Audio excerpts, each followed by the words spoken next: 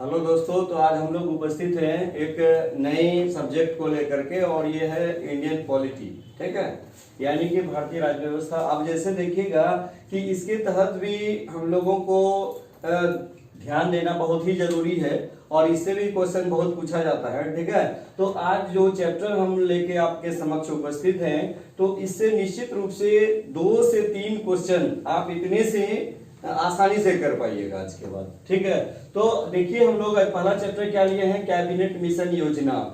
यानी कि cabinet mission योजना क्या है कि संविधान निर्माण करने की जो प्रारंभिक अवस्था है या संविधान का जो निर्माण हुआ था इसी योजना के तहत हुआ था। और ये क्वेश्चन बहुत बार पूछा जाता है कि भारतीय संविधान का निर्माण किस योजना के माध्यम से, किस योजना के द्वारा हुआ था।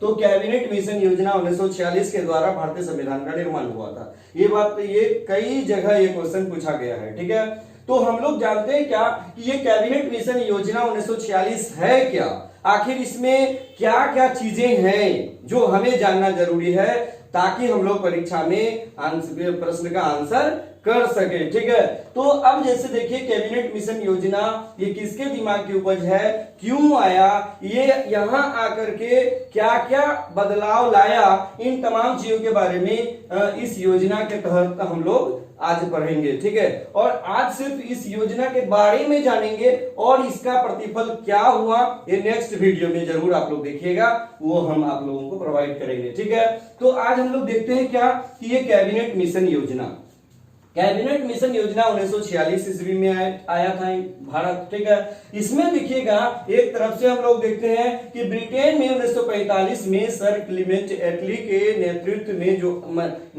में जो है लेबर पार्टी की सरकार बनी थी। यानी कि वहां का जो आम चुनाव हुआ था, वहां पर 1945 के आम चुनाव में सर क्लीमेंट एटली के नेतृत्व में लेबर पार्टी की सरकार बनी थी। ठीक है, तो जब लेबर पार्टी की सरकार बनी थी तो वह क्या किया कि 14 मार्च 1946 ईस्वी को उन्होंने घोषणा किया कि भारतीय के लिए, ठीक है, भारतीयों को स्वतंत्र होने का अधिकार है। यानी कि उन्होंने हाउस ऑफ कॉमन्स में यह घोषणा किया कि भारतीयों को स्वतंत्र होने का अधिकार है। कौन ऐसा कहा? क्लीमेंट एटली ने कहा। ठीक है, जब क्लीमेंट एटली ने ऐसा घोषणा किया तो उन्होंने तुरंत ऑर्डर दिया और क्या कहा कि 3 सदस्यीय कमेटी बनाई जाए, 3 सदस्यीय समिति बनाई जाए, यानी कि एक मिशन तैयार किया जाए और उसमें कितने सदस्य होंगे?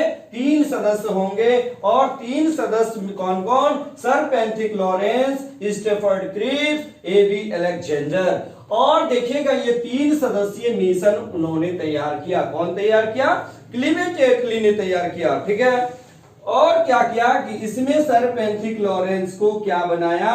अध्यक्ष बनाया। और सर स्टेफर्ड क्रिप्स को क्या बनाया? सदस्य बनाया। और एबी अलेक्जेंडर को क्या बनाया? सदस्य बनाया। यानी कि जैसे देखिएगा कि 2 सदस्य और 1 अध्यक्ष, 2 सदस्य और 1 अध्यक्ष, 3 सदस्यीय मिशन बनाया था। कौन? ये क्लीमेंट एटली ने बनवाया। ठीक है, उसके बाद देखिएगा कि उसका उद्देश्य क्या था? उसका उद्देश्य था कि अंतरिम सरकार की स्थापना।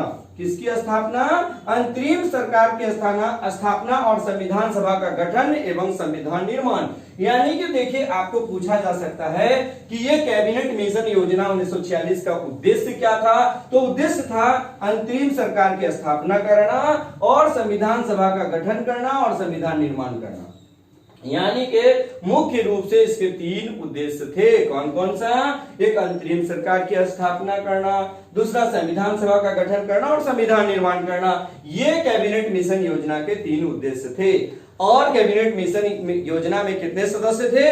3 सदस्य थे। और ये पूछा जाता है इसका अध्यक्ष कौन था? सर पेंथिक लॉरेंस अध्यक्ष थे, सर स्टेफर्ड क्रिप्स और एबी अलेक्जेंडर क्या थे? 2 सदस्य थे। क्लियर? उसके बाद हम लोग देखते हैं क्या इसमें कुछ प्रावधान था। यानी कि ये जो कैबिनेट मिशन योजना बना 1946 ईस्वी में, इसमें कुछ प्रावधान था। तो प्रावधान, सब प्रावधान को हम यहाँ पर नहीं इंक्लूड किए हैं। ठीक है, इसमें जो इंपॉर्टेंट है, जो काफी महत्वपूर्ण है एग्जामिनेशन पॉइंट ऑफ व्यू से, मैं उसी को यहाँ पर लिखा हूं। हालांकि ये 10 से 11 प्रावधान थे, लेकिन परीक्षा में वो पूछा नहीं जाता है क्योंकि हम यहाँ स्मार्ट वर्क कर रहे हैं। तो हम लोगों को वही जानना जरूरी है जो परीक्षा के दृष्टिकोण से महत्वपूर्ण होता है। ठीक है, तो यहाँ पर देखिएगा देखिएगा कि पहला प्रावधान देखिए, संविधान सभा का गठन प्रांतीय विधानसभा सदस्यों द्वारा अप्रत्यक्ष निर्वाचन प्रणाली द्वारा किया जाएगा, यानी वयस्क मताधिकार प्रणाली द्वारा नहीं बल्कि अप्रत्यक्ष निर्वाचन प्रणाली द्वारा किया जाएगा, पहली बात। दूसरी बात, ये बहुत इंपॉर्टेंट क्वेश्चन है, दूसरी बात सबसे ज्यादा क्वेश्चन ये पूछा जाता है कि 10 लाख की आबादी पर एक प्रतिनिधि होगा। कितनी आबादी पर एक प्रतिनिधि होगा? 10 लाख की आबादी पर एक प्रतिनिधि होगा। और ये बहुत ही इंपॉर्टेंट सब क्वेश्चन बनता है, ये बार बार पूछा जाता है परीक्षा में, ठीक है। कितनी आबादी पर एक प्रतिनिधि का गठन होगा, प्रतिनिधि नियुक्त होगा? 10 लाख की आबादी पर, और वो 3 समुदाय से होगा। कौन 3 समुदाय? और इसके तहत यानी कि इसमें इसका जो प्रावधान था, इसमें 3 समुदाय को मान्यता दिया गया था। कितने समुदाय को मान्यता दिया गया था? 3 समुदाय। ये भी पूछा जाता है कि कैबिनेट मिशन योजना में कितने समुदाय को मान्यता दिया गया था, तो आपका आंसर 3 होना चाहिए। और ये 3 कौन कौन? एक सामान्य, दूसरा मुस्लिम और तीसरा सिख, जो कि पंजाब क्षेत्र का, ठीक है। उसके बाद जैसे देखिएगा, संविधान सभा में कुल सदस्यों की संख्या कितनी?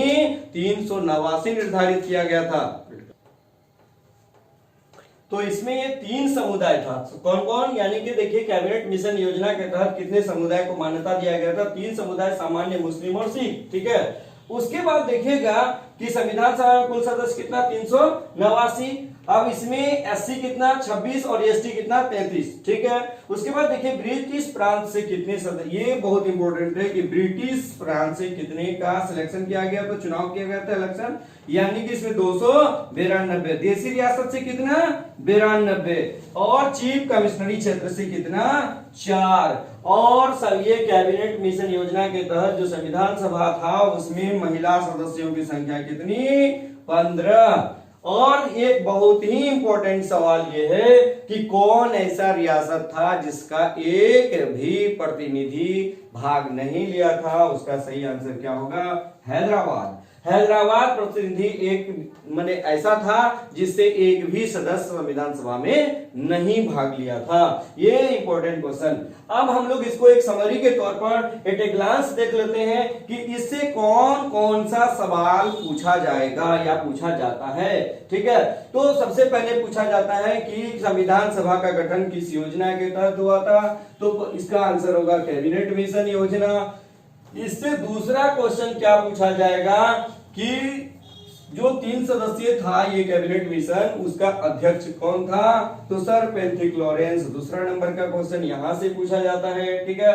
तीसरा नंबर ये किसके, ये कौन ऐसा घोषणा किया था? तो सर क्लीमेंट एटली। ये तीसरा क्वेश्चन। ये चौथा क्वेश्चन। अब जैसे देखिएगा, अंतरिम सरकार की स्थापना और संविधान सभा का गठन एवं संविधान निर्माण करना, इसका उद्देश्य भी पूछा जाता है। उसके बाद क्या पूछा जाता है कि इसमें जो है कितनी आबादी पर एक प्रतिनिधि का चुनाव होगा, तो 10 लाख की आबादी पर एक प्रतिनिधि का चुनाव होगा, ठीक है। उसके बाद जो है इसमें कितने समुदाय को मान्यता दिया गया? 3 समुदाय, सामान्य, मुस्लिम और सिख, ये 3 समुदाय। इससे भी क्वेश्चन पूछा जाता है। उसके बाद देखिए, संविधान सभा में कुल कितने सदस्य है? तो 389 सदस्य, ये भी पूछा जाता है।